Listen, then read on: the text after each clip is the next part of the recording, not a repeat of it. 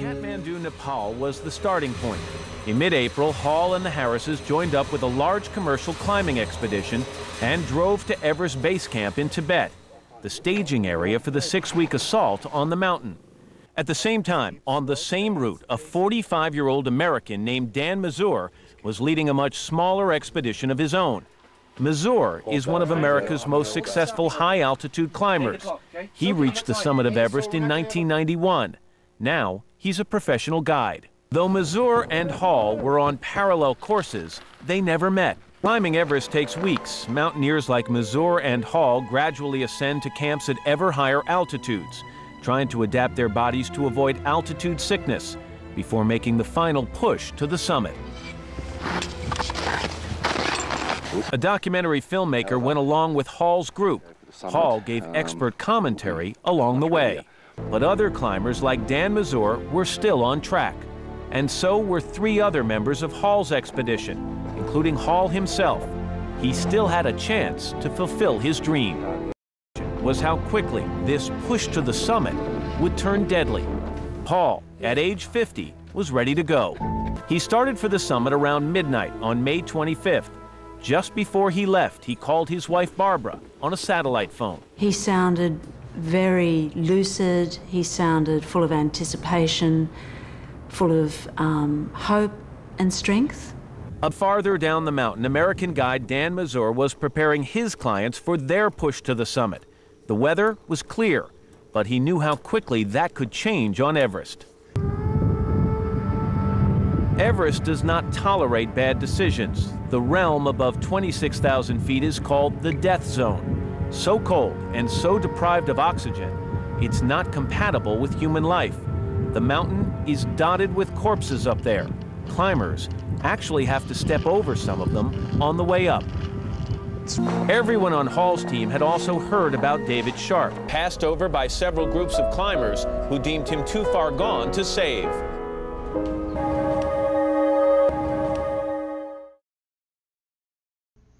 There was this Englishman who was hiding under a rock, and 30 members of various parties passed him by and none did anything to help him. Our expedition 50 years ago would never have considered leaving a man like that. We were very much aware of our responsibilities to look after any person on the mountain who was in distress. I think the priority of the climbers who did not stop to help David Sharp was to get to the top, and the welfare of a member of an expedition was very secondary. There is no doubt at all that there's been a lowering of standards in recent years with the commercialisation on Everest. And as a consequence, people are being neglected and are dying. In our day, there's no doubt at all that the responsibility of looking after people who are in danger or in distress was far more important than getting to the summit.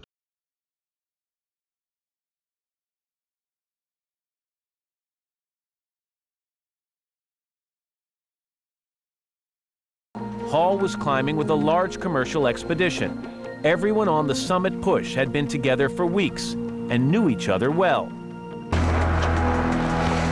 The final ascent is marked by 3 technical sections, commonly called steps. At sea level, they'd just be moderate rock climbs. But up in the death zone, where the lack of oxygen saps your strength and may impair your judgment, the 3 steps can cost you the summit or your life. Hall and his Sherpas easily cleared the 3 steps. In fact, Lincon Hall and his Sherpas did reach the summit at about 9 a.m. on May 25th. Back at base camp, his team celebrated. But just minutes later, the news from the mountain turned grim. A member of Hall's team, the visually impaired climber Thomas Weber, had fallen behind. He never reached the summit, and now his guide radioed that Weber was having a crisis. Stay down in snow for more than 5 minutes. I need no color in his face. I need no breathing. It was a terrible scene. Weber suddenly turned to his guide and said, "I'm dying." Then he collapsed. I'm dead. Thomas died. Over. Thomas died. Oh, for sake. So now you're sure he is dead? Oh, yes. Just like that, a member of Lincon Hall's team, Thomas Weber, became another body on Everest. And the news suddenly got even worse. Is very bad, and if it's possible, send one Sherpa up to help Lincon, because he is near the dead also, and take one Sherpa. In fact, they did send another Sherpa, but that didn't make any difference. Lincon was stuck at 28,000 feet. The Harrises were 10,000 feet below at base camp, helpless to do anything but plead with him. You've just got to get down, mate. It's Richard. Christopher and I, Mike, are all waiting here for you, okay? And Dorji and Dylan and Barbara, they're all worried about you. So you just give it your best and keep coming down so you can talk to them, mate. But Lincon wouldn't budge. The Sherpas reported that he was irrational. He wanted to lie down and go to sleep, a life-threatening move. The Sherpas couldn't carry him. They were too weak themselves from the lack of oxygen. Crucial hours passed.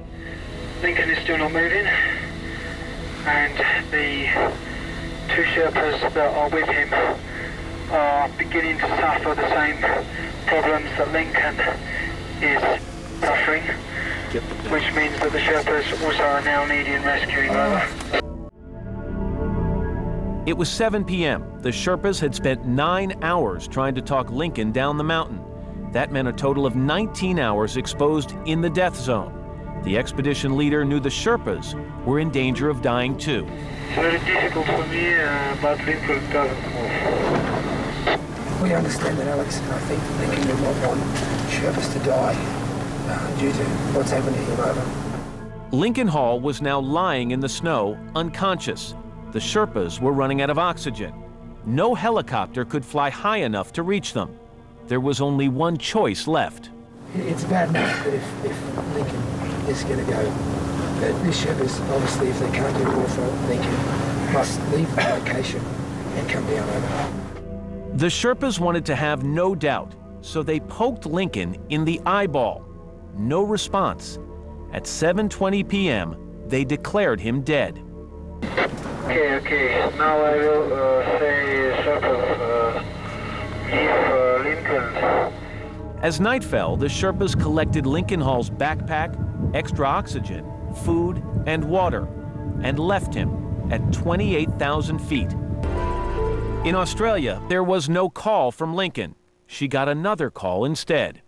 I got a message from the wife of another member of the expedition to say that, in fact, he was in difficulty and still quite close to the summit. And then that's when I really felt my heart sink.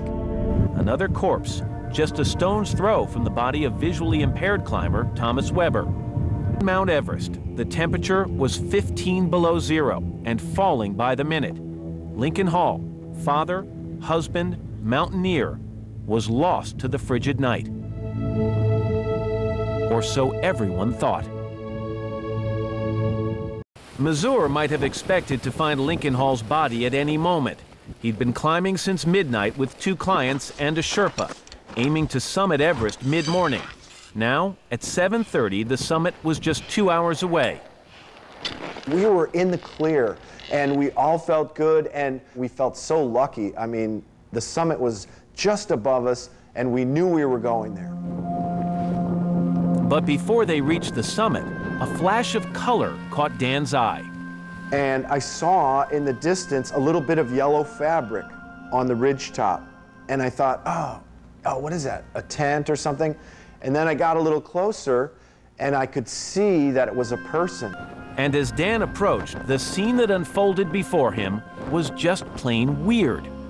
He had his jacket unzipped, and his arms were out of the sleeves of the jacket. So you could see his chest bare, and he looked very distressed. And then he saw me, almost as if I think he thought I was part of maybe a dream that he was having. Did you think anyone could be up there in those conditions and still be alive? I have never seen anything like that before. The thing that struck me was that how he was holding his hands up and he had no gloves on. You could see like his fingers had frozen and they were sort of a waxy yellow, and then below that it looked like normal skin, and he was holding up his hands like this and sort of looking around.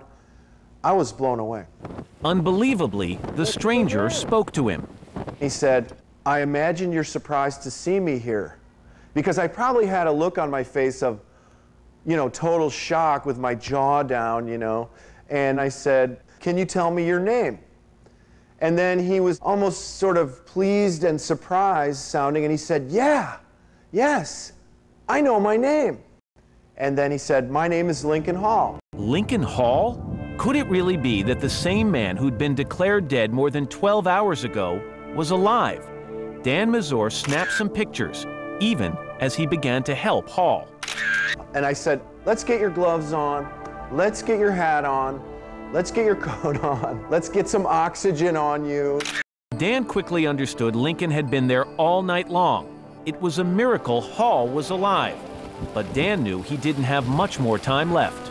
We gave him a lot of water, we gave him some candy bars, some Snickers bars, and we started trying to get him to put his gloves on. I said, okay, hold out your hand, Lincon, and he put his glove on, put his other glove on. Okay, we found his hat, put your hat on. But despite the biting -20-degree temperature, Hall resisted Dan's efforts like an unruly child. And then he started taking his gloves off. He started taking his hat off and unzipping his coat. And I was saying, no, it's really cold out here. Why don't you keep those gloves on? It looks like your hands are frozen. Why don't you keep your hat on? Because he was also shivering really badly.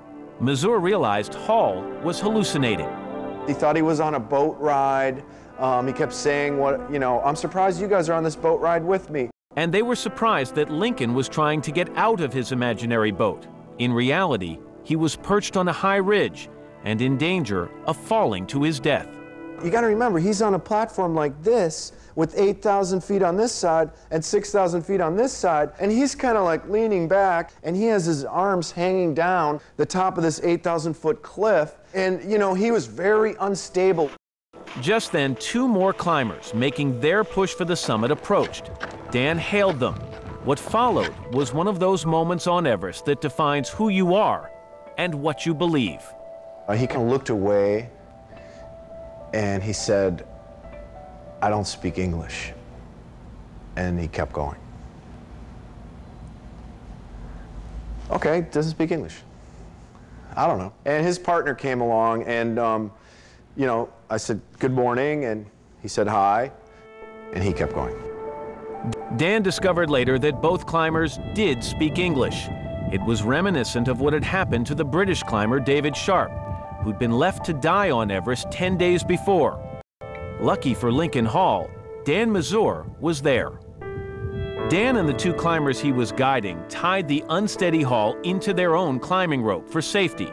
They radioed to Hall's team at base camp, but no one there was expecting news about Hall.